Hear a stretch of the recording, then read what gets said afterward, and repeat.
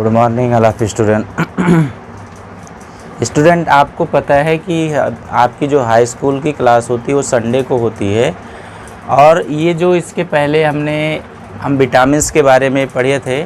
और ये जो विटामिन्स होती है इसको दो टाइप्स के होती है आपकी विटामिन्स। एक जल में घुलनशील विटामिन्स पढ़े थे, और आज का जो टॉपिक है वो वसा में घुलनशील विटामिन्स का है। ठीक है, आज हम इसको पढ़ के ये जो टॉपिक है विटामिन्स का ये आपका फिनिश हो जाएगा। तो आपसे रिक्वेस्ट है कि आप इसको अच्छे से समझिए, क्योंकि यहाँ से जो क्वेश्चन है वो 20-20 से करके आपसे आता है। टेबल बना के नहीं आता, टेबल नहीं बनाना है आपको। ठीक है, इसी के 20 से क्वेश्चन आता है। कैसे क्वेश्चन आता है, क्या सोर्स होता है, क्या सोर्स ना लें तो इसकी कमी से कौन सा रोग हो जाएगा, ठीक है, या इसको लेने से क्या फ़ायदा होता है हमारी बॉडी में, इन सारी चीज़ों के बारे में आज हम डिस्कस करने वाले हैं। तो चलिए बिना टाइम वेस्ट किए हम अपने टॉपिक को स्टार्ट करते हैं, दैट इज़ वसा में घुलनशील विटामिन्स। ठीक है, फैट्स इन्वॉल्विंग विटामिन्स। यहाँ पे देखिए पहला जो होता है आपका, यहाँ पे कॉलम बनाया गया, 4 कॉलम हैं। पहला कॉलम क्या है, पहले कॉलम में है विटामिन का नाम, दूसरे में है मुख्य स्रोत, इसका फंक्शन क्या है, कमी से उत्पन्न रोग। ठीक है, अब देखिए यहाँ पे वसा में घुलनशील विटामिन्स जो होती है वो कौन सी होती है, अगर हम चार्ट में देखें तो ए होती है, डी होती है, ई होती है, के होती है। ठीक है, अभी हम एक ट्रिक के माध्यम से भी इसके रासायनिक नाम को याद करेंगे। पहले हम इसको समझ लेते हैं। ओके, पहले विटामिन है विटामिन ए। क्या है, विटामिन ए, और इसका रासायनिक नाम क्या है, रेटिनॉल है। क्या है, रेटिनॉल। तो आपको पता भी होना चाहिए कि विटामिन ए का जो रासायनिक नाम होता है वो क्या होता है, रेटिनॉल होता है। क्या होता है, रेटिनॉल। अब देखिए विटामिन ए अगर हमको लेना है तो हम क्या खाएं कि हमको विटामिन ए मिले, तो आपको खाना पड़ेगा अंडे। क्या खाएंगे आप, अंडे खाएंगे, मक्खन खाएंगे, घी खाएंगे, मछली का तेल, या आप बेच लें या नॉन बेच लें, मतलब एक ही होता है, दोनों से सोर्स आपको वही मिलता है। अब देखिए आप चाहे गाजर खाइए, क्या खाइए, गाजर, तथा हरी सब्जियां खाइए। तो इन सारी चीज़ों में कुछ ना कुछ तो हर एक बंदा जो है ऑब्टेन करता ही है, तो वहाँ से उसको विटामिन ए मिलती रहती है।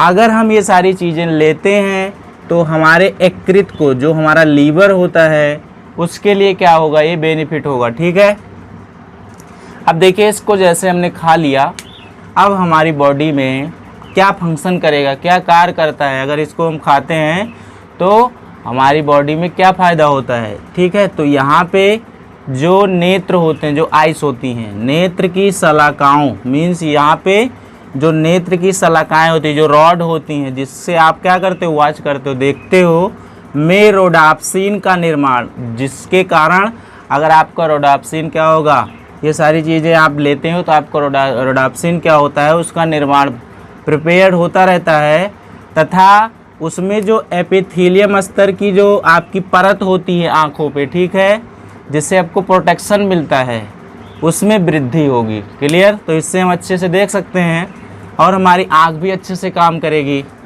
अगर नहीं लोगे, अगर आप इन सारे मुख्य स्रोत को नहीं लेते हो तो आपकी बॉडी में डिजीज हो जाती है, मीन्स रोग हो जाता है। क्या हो जाता है, जीरोपैथेलमिया।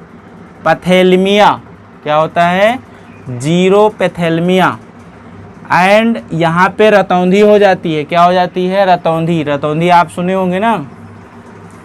अब देखिए इसमें एपिथेलियम ऊतकों के विकास में कमी, मतलब यहाँ पे जो अस्तर बन रही थी आपके आँख में, जो लेयर बन रही थी, ये टिश्यू होता है, एक ऊतक होता है। ठीक है, उसके विकास में कमी आ जाएगी, तो हमको इसको लेना चाहिए। अब दूसरी विटामिन हम पढ़ेंगे, विटामिन के। क्या पढ़ेंगे, विटामिन के पढ़ेंगे। तो इसका विटामिन के का जो रासायनिक नाम है वो क्या है, कैल्सीफेरॉल। क्या है, कैल्सीफेरॉल है। तो हमको पता भी होना चाहिए कि विटामिन डी जो होती है उसका रासायनिक नाम क्या है, कैल्सीफेरॉल। देखिए आप पता है कि सुबह सुबह की जो धूप होती है, अगर आप अपने बॉडी पे सरसों का ऑयल करके, क्या करके, सरसों का पूरी बॉडी पे ऑयल करके आप अगर धूप में खड़े हो जाएंगे, कहाँ खड़े हो जाएंगे, धूप में खड़े हो जाएंगे, तो हमको कौन सी विटामिन मिलती है? विटामिन डी मिलती है। क्या मिलती है? विटामिन डी मिलती है। तो यहाँ पे पहला मुख्य स्रोत यहाँ पर यही है, सूर्य का प्रकाश। क्या है? सूर्य का प्रकाश। मक्खन खाइए, दूध खाइए, मांस, मछली का तेल, तो ये सारे सोर्स होते हैं।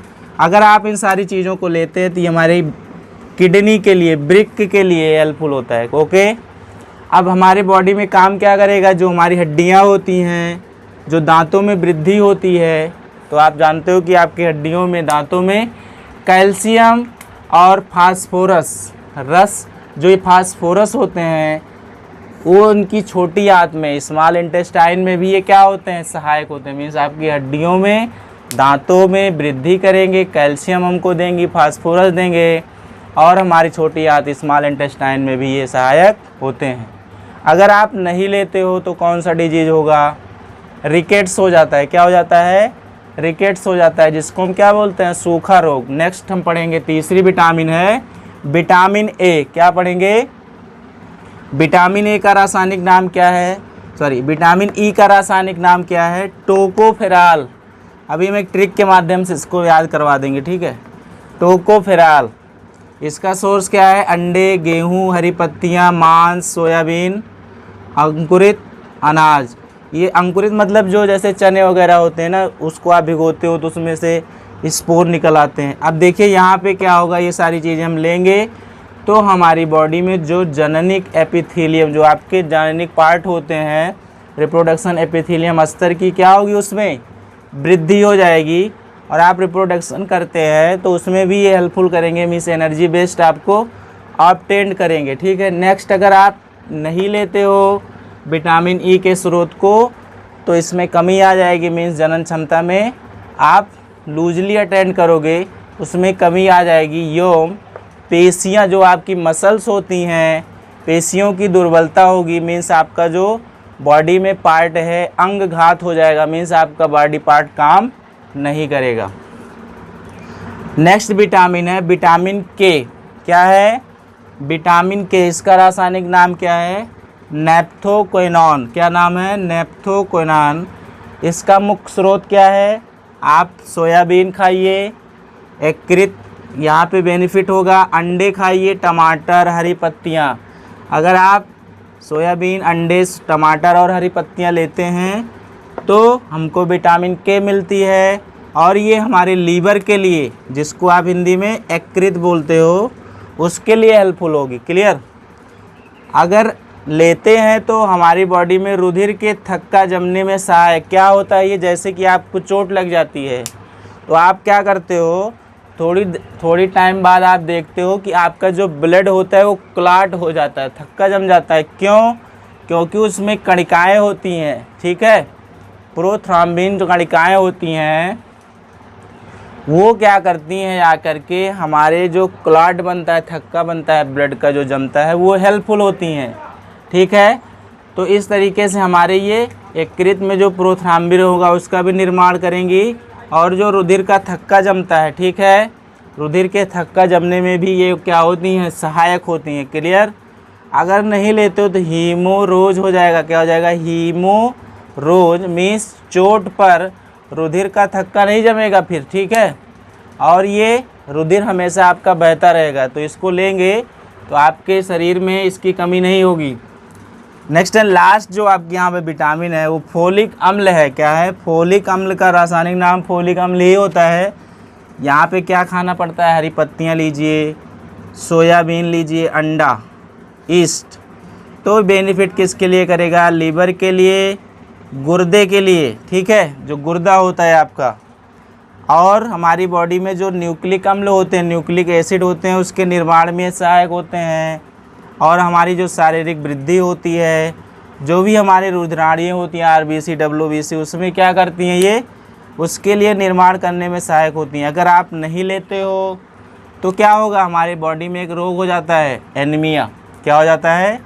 एनीमिया मतलब रुधिर की कमी हो जाएगी तथा आपके वृद्धि बाधित हो जाएगी। मीन्स आपकी जो बॉडी ग्रोथ कर रही है, जो बढ़ रही है, वो बढ़ेगी नहीं, ठीक है? आप क्वेश्चन कैसे पूछा जाता है हम देख लेते हैं।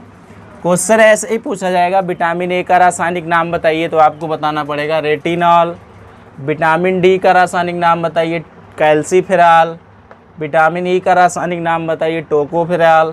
विटामिन, इस तरीके से क्वेश्चन आपका आएगा। और पूछा जाता है विटामिन ए की कमी से कौन सा रोग होता है, विटामिन डी की कमी से कौन सा रोग होता है, इस तरीके से। हाँ, मुख्य स्रोत भी आपसे पूछा जा सकता है, तो आपको यहाँ तक अच्छे से पढ़ना है।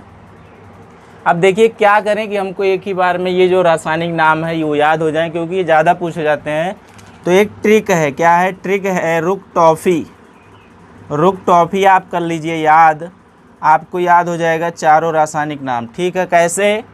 अगर हम बात करें विटामिन ए की रासायनिक नाम की, तो इसका रासायनिक नाम आर से होता है, रा से होता है ना, तो यहाँ पे रा से क्या हो गया, रेटिनॉल। ठीक है। अब दूसरा है विटामिन डी का रासायनिक नाम बताइए, तो यहाँ पे क्या आया था, कैल्सीफेरॉल, तो यहाँ का आ रहा है, तो कैल्सीफेरॉल याद हो जाएगा। ठीक है। तीसरी विटामिन है ई, विटामिन ई का रासायनिक नाम टा रहा है, यहाँ टोकोफेरॉल। ठीक है। और यहाँ पे फा रहा है, यहाँ पे भी नेप्थो, देखो नेप्थो कर पढ़ोगे तो आपको फा आएगा। तो इस रुक टॉपिक को याद करके हम रासायनिक नाम को अच्छे से याद कर सकते हैं। ठीक है। तो स्टूडेंट, हम फिर संडे को आपकी क्लास हाई स्कूल की नेक्स्ट टॉपिक पे पढ़ाएंगे।